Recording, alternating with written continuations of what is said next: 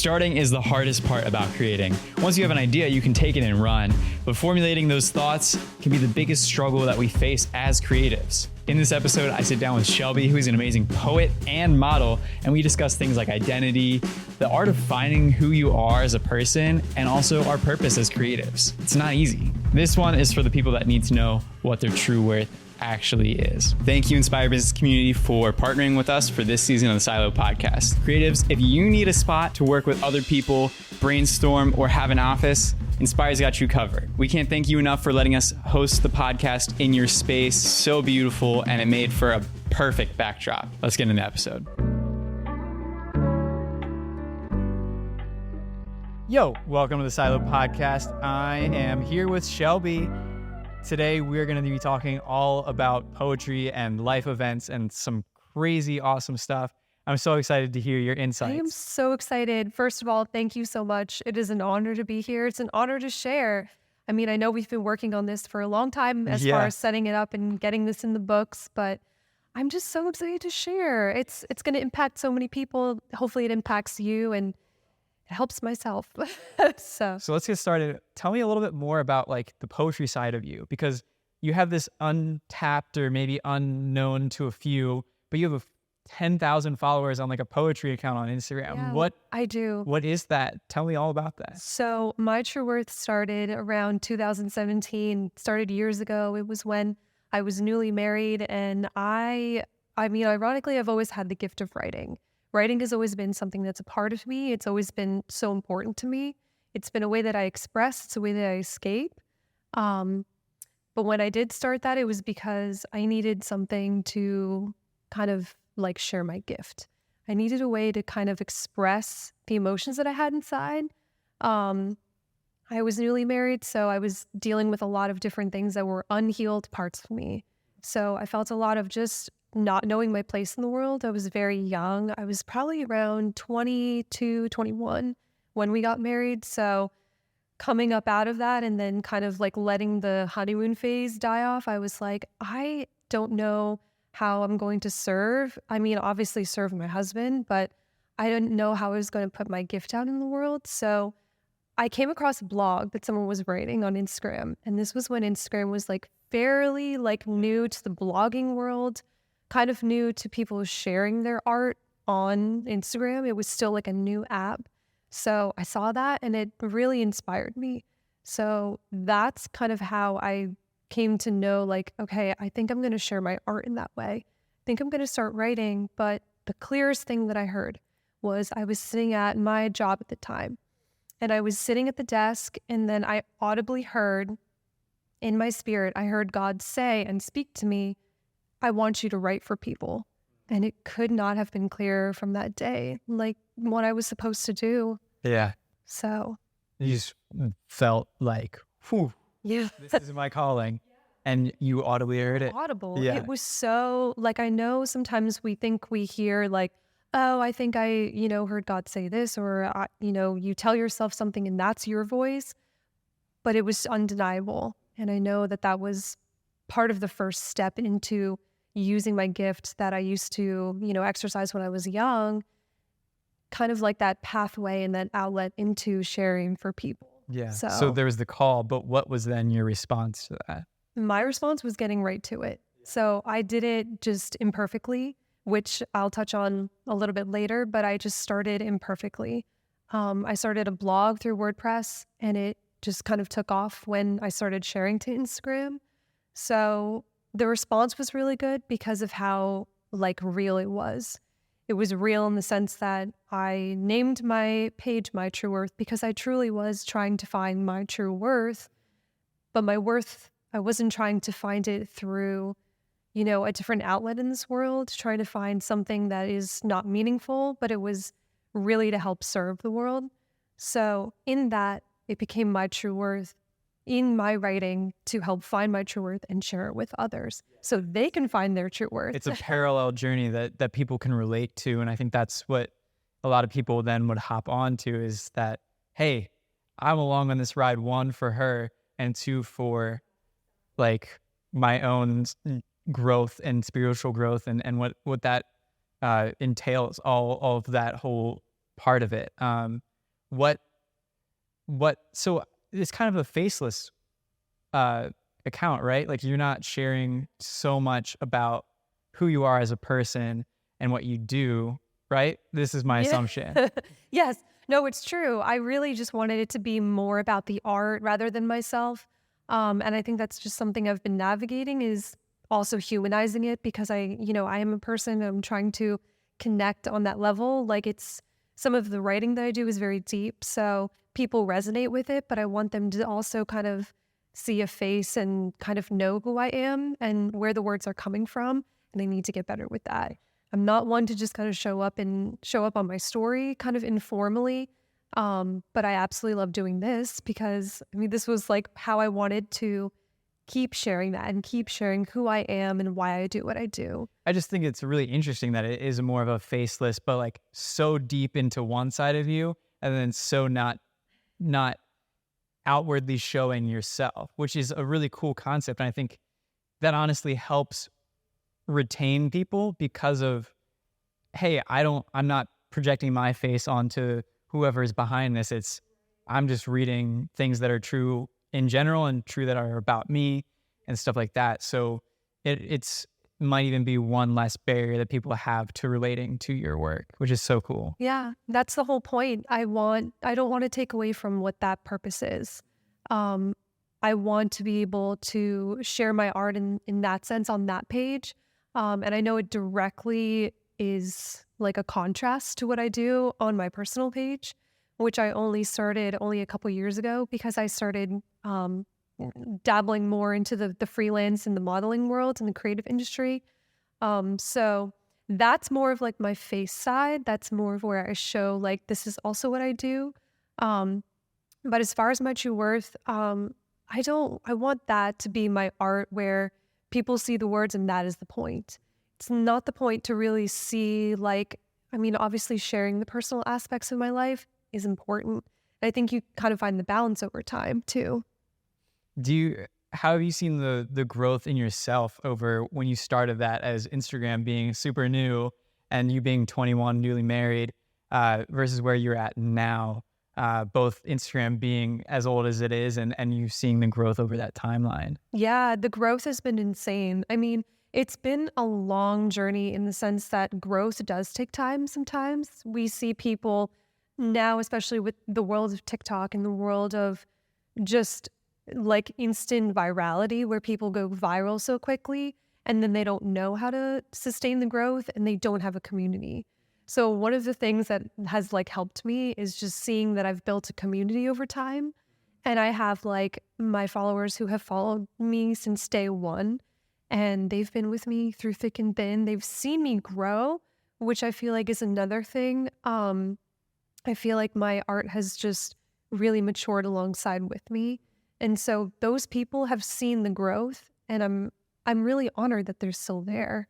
But I've also gained a lot of new followers, which eventually led to, thousands and thousands of people following me. And it will continue to grow, but, we all know it's not about the followers. Speak on the maturation of your art. What is that? Yeah. So what it is my own self maturing. Like, when I first started, I was so young. I felt like a baby. I was so new to the online world and navigating it and just learning how to like deal with my own emotions, and in writing and expressing, and growing older with time and just becoming more confident and sure of myself and who I really am. And obviously that's just the work of God in my life, and responding to that call that he placed inside of me. That's a thing that takes time. So the maturity part is your art is going to mature alongside with you. You can't expect to be perfect right off the bat.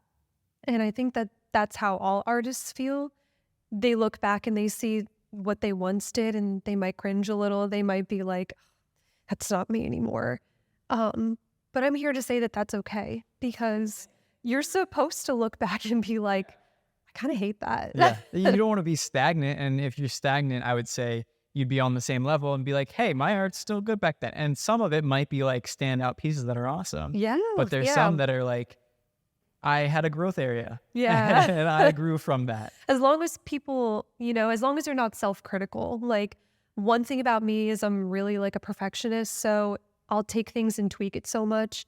A really important thing that I had to kind of get over, and as I've matured, is just that ultra perfect curation of those, a flat lay with the journal, and it had to look so perfect, and the words had to be right. I would literally write the same phrase over again until like my handwriting was perfect. I was like, what am I doing right now? Like, the message in my words is the same. The message didn't change. I'm just making it harder on myself. Yeah, the packaging is different. Yeah. Put the art out there, do the work. The perfection might come later when you've grown into yourself, but just get it out there. Just start. Yeah, that's so important to just start, because you're not going to reach your 100th poem if you don't have your first, Exactly. Exactly. I don't know how many posts you have out there, but you wouldn't have what you have now if you didn't get called to do that first of all and share that, but then also listen and make that action step a possibility. I'm curious too, as you said, you're a perfectionist. How did you navigate that, other than just saying, hey, I'm leaving it at 90% and not worrying about like the curation of the photo that I take with it? Yeah, honestly, you have to be true to yourself and your art, and you have to know that you're not going to be perfect right away. I think that was one of the biggest barriers and things I needed to overcome, was just seeing myself in the process of growing. And honestly, if there's one thing that I can encourage people in, is that people were still impacted. People were still receiving what I had to say, what I was writing, and it was still serving my community, whether it looked bad to me or not. Because if it looks bad to you, it's not going to look bad to someone else. They're not even thinking about the logistics behind the photo. They're just looking at the photo and the words, and they're being impacted by it. What does it take, because I'm an outsider to this whole realm of poetry, what does it take to actually form the words that are in your head and put that into writing and into a delivery that means something to you and to someone else? Such a good question. Honestly, it takes a lot of trial and error and just doing it. Like, you're not going to feel like writing every single day. You're not going to feel inspired every single day. You're going to just be going about your day. You're going to be not feeling artistic. You're not going to feel any kind of inspiration. But if you only do it on the days that you feel inspired, you're going to be missing out. You're not going to be like stretching and growing that muscle of your art and the way that you creatively work. It's not going to happen. And it took a lot of time for me to just sit down and write, even when I didn't feel like it, and just keeping a lot of it to myself. But then something that I did write and it was really impactful, I would take that little snippet and I would say, oh my gosh, this is for my page. This is for someone. So a lot of times it's not even going to like, what I post is not even like the full thing. It's just a little snippet of something I wrote. So. Do you have a list or a journal of all those full thoughts then for you? Too many. Do you have multiple journals? Way too probably? many. Ones that I didn't even start yet that are just blank. I'm like, I don't want to mess it up. And then I have ones where there's a lot of my deepest stuff is really just for me. It's more conversational between me and God. But in that too, that's where those like the gold mine or like the diamonds in the rough come out. And that's something I'll post about too. So I feel like all of those journals, they have so many good things in them. That's what you see on my true worth. Yeah. Like, it's so deeply personal. So I try to keep it like, as a writer, we're going to have the really personal things, the really like hard and gritty things that we're working through emotionally. And then we're going to have the good things that we post. And it's for someone. Yeah, it is for someone. You're 100% correct. In my head, I playfully think that you have two lives. You have the My True Worth life. She's Hannah Montana. Exactly. You have the My True Worth, and then you have who you are as a model. how do those ever interact? You mentioned that you're not one to hop on the stories and just be like, hey guys, what's up? Like, how do you navigate those two lives, and where do you live more in one than the other? Is there one that you want to keep pursuing more than the other? Maybe it's both at the same time, but Yeah. Well, I actually kind of want to touch on that because I know it might be confusing, or it might be like very Hannah Montana to people where it's like she's living a double life, but really this is just the culmination of years of growing into that godly confidence that I've eventually gotten to. And, along with writing, something that I've always been creatively gifted in, it's actually been modeling too. yeah, And you it's are like killer. so contrasted in the sense that I needed to find my true worth as a person, someone who was constantly stuck in comparison, someone who was constantly looking at other people, wishing I had their look or their vibe or their sense, and just looking at their confidence and wanting that, and then not knowing how to get there, and that I just wasn't there yet. So as I grew and as I became more sure of myself through the work of God in my life and just from writing, that's kind of what it led to, ironically enough. And so I hope to be a good representation in the modeling world, working with photographers, working with other models. I hope to be a really good representation of someone who has found their true worth in those aspects of who I am creatively, who God says I am, someone who is just so sure of herself that she can be in that and not compare anymore. That's, yeah. And you're killing it in both aspects of your life. But it's so cool to see that interaction, because it's one that I think a lot of people are asking, like, hey, obviously a lot of How people, do I do this? yeah, obviously people are asking, how do you do this? And like, they're like, man, how can someone be so gifted in two different things when really as humans we're so like multifaceted or do so much? Like, we're so complex. And I think what you've done that really is cool is you've segmented what you do. And it's not a bad thing at all, but you've truly hit your exact audience for your poetry and your exact audience for your modeling. And most people can't say that I have two different accounts that are doing like amazing things in their own lanes. It's a lot of people are just like, I do all these things and this is what I do. And that's totally fine too. But it's so cool to see that from you. Yeah, thank you so much. I mean, it's good to hear the feedback because I think sometimes like we're creating and we're doing and we're feeling and, we're living our lives. And sometimes it's hard to like look at it from like your perspective because we've all done that where we looked at our profile and we've looked at it and we're like, this look good to other people. What do people think about this? And we have to remember that I don't know what the term is, like the self-sabotage that we try to like point at ourselves or that we try to have within, like that's really going to get you in trouble. Because I think you can always think how it's going to look to other people or what are people going to think? Are they judging me? Let them judge. That's just, I've grown so much now that it's like, you know what? People can look at me for what I am and they might see something like a photo shoot and they're like, well, she's out in the world. She's lost her way. It's quite the opposite. It's really the opposite in the sense that God has led me into these arenas, whether I work more professionally in modeling or even more professionally in writing further down the road, wherever that leads, I hope to be that representation for other people. You found your calling, compromise. and like put your head down and you're doing the things that God's called you to do. And that's so admirable. And anyone else that questions that is like, okay, yeah, well, it is what it is. I know what I'm doing. You can look over here all you want. How with that and perfectionism, and let's talk about imposter syndrome. Have you felt that was the word I was looking for? Have you felt that in either of the two things that you're most passionate about? Absolutely. That was something that was even just a few years ago I needed to overcome. I think it's one of the biggest things as a creative person because we're looking at so many other creative people and we're seeing where they're at and we're just, that imposter syndrome can really creep in because you're looking at what you could be, but you're criticizing yourself now. Where you are at now is just, it's part of the path. You're just a little bit more behind And there might be people just starting out that they're even behind you. So how are you going to lead them? How are you going to, get them to that next step?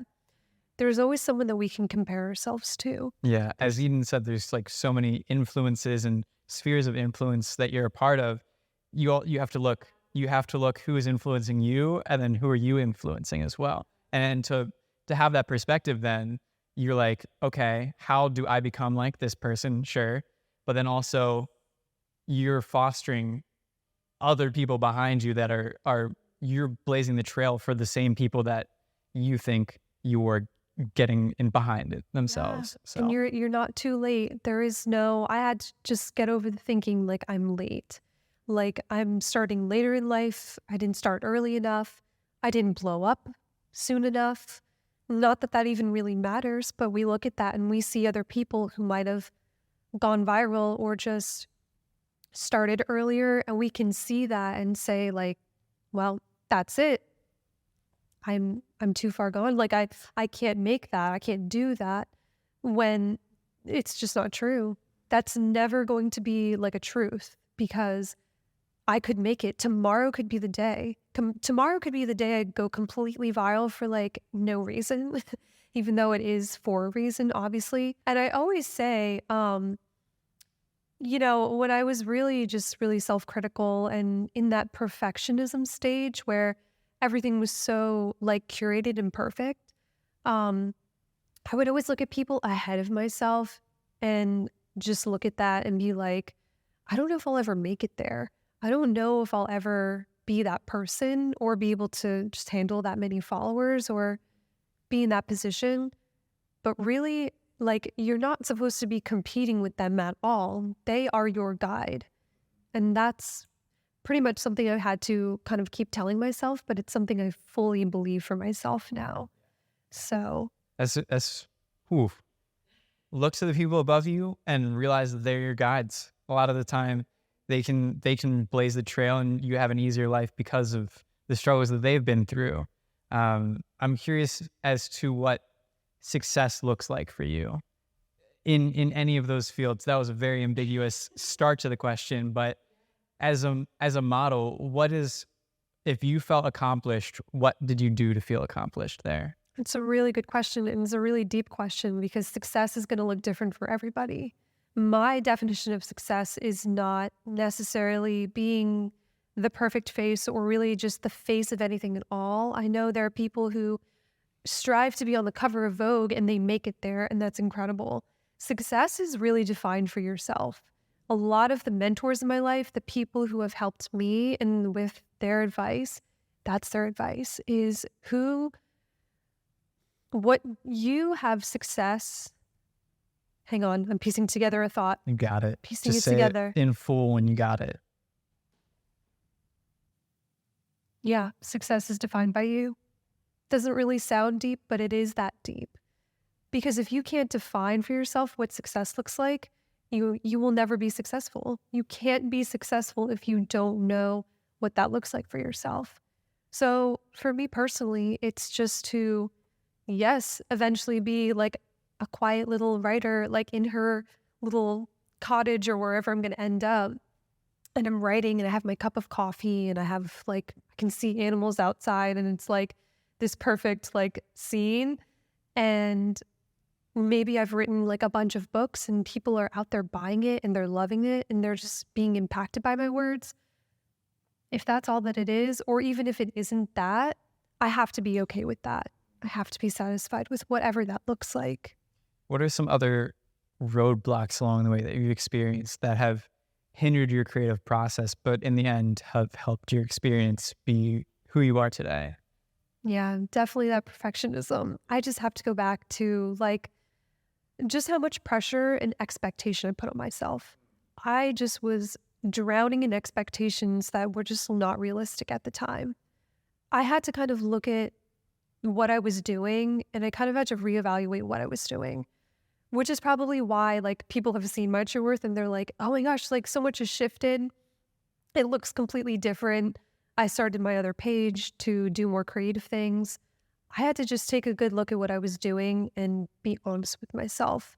Like, do I want to do this perfectly, or do I want to do this in the way that I know I'm supposed to be doing it, imperfectly? We are all imperfect. We are not going to always create this like perfect image, or really this image that we think it should look like, because a lot of times on Instagram, we see all of that beauty, we see all of that curation, but that is someone's hard work that they have done. And they've maybe gotten over that mountain, or they've gotten over that hurdle of just that deep perfectionism. And that's the result. So I can't stress that enough to people. Once you make it over that, and once you allow yourself to finally realize, like, this is not about being perfect, it's about being me, it's about being who I was called to be, that's the result. And I think that's finally showing up. Dang. What are your next steps then for moving forward with all of these barriers and stuff that we've talked about? But what can be the next steps for you that lead you in a healthy direction still? Well, I think I'm in a really healthy position to now dream, and dream without any restriction, without any kind of barriers that I've put on myself. I know everyone talks about these days, like, being delusional. There is a little bit of truth to that, although I will say you have to look realistically at your life and at where you're at to make those kind of decisions. But where I'm at currently is just dreaming for the future, as in, like, what can I really blossom into? I think a lot of the journey as a creative and as a writer and as a model is blooming and blossoming into yourself. How can I become, what kind of fertilizer do I need to put in my soil to further see more of those blossoms come out, and see, like, what are going to be the fruits? How can I produce more fruit? So some of that is looking like, more book planning. That's kind of a little secret I've been keeping. Like, obviously that's been on the roster for probably too long now, but definitely just looking more realistically at, or taking myself more professionally and seriously with modeling, working with brands and people and different photographers that I love and want to support. Yeah. I mean, with that, there is the lofty end of it, and then there is like realistic. Where do you lie in all of that? And what is dreams into the world? And like, what does that all hold? Yeah. I think it just is going to look a lot like taking myself more seriously, in the sense that I, have grown so much. I'm a professional person now. I want to present myself as someone who knows what they're doing. I've come so far. I've come too far to keep discounting myself and my art and exactly where I'm at. Yes, you absolutely have to stop looking at yourself as, I'm not qualified enough, I'm not good enough. That's my main message with my true worth. Like, we know what our worth is. I am worth whatever, whatever that looks like in your art. And I think that it's just looking at yourself as with that importance. What does that look like for you then, translating that? You have all these passions, but what does that look like in your day-to-day life? In my day-to-day life, it's been a little difficult just because it's hard to navigate, switching your brain back and forth between realities. Like, this is my job and then this is my art. And one thing I wanted to just encourage people in today is I think for a long time, I tried to, make my true worth a job. I tried to make it like a business. I exhausted all of my options as to how am I going to like profit off of this, when really it was made to just be art. It was made to just impact people. And I think your art can just be your art. It doesn't have to be like the thing that churns out your income or just make you rich or something like that. So I think I've really just come to the sense of peace that I don't have to really make that my job. It's really just finding the time in my day to be a writer, to write down what I'm feeling that day or what I'm going through, going out and living my life and enjoying it, but then coming home and saying, I'm going to process this. I'm going to write it. What did I get from that conversation? What did I get from that interaction with my job or something that happened that day. Yeah, to be creative is to take inspiration from the world. And if you don't experience the world, how do you pour out what your interpretation and expression of that would be? Shelby, thank you so much for being here. I really appreciate you coming on and just speaking truth and life and so many good things. It's been an honor, and thank you so much for opening my eyes to what poetry looks like and that kind of world that I've never dove into before. You're so welcome. And this has been such an honor. I'm so glad we could do this. Thank you again so much. See you guys.